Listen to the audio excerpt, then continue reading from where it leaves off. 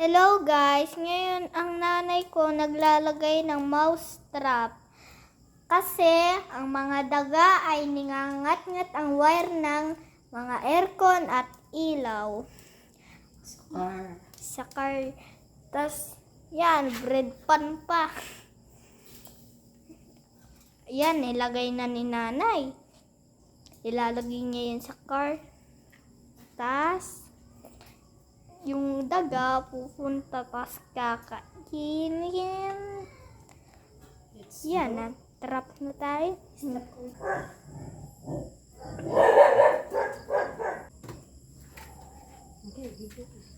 Ayun na. Higishu! Mama. Hello guys, ngayon titingnan natin yung daga kung nahuli. Tingnan nga natin. Ba't malungkot si Moy?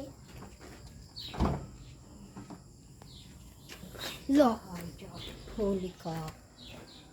Ayan, Maliit. manahuli. Kahapon mas malaki. Yung baby mouse. Kala ko matapang yun. Oh, nahuli na naman yan sa car. Palit yan. Patingin sila.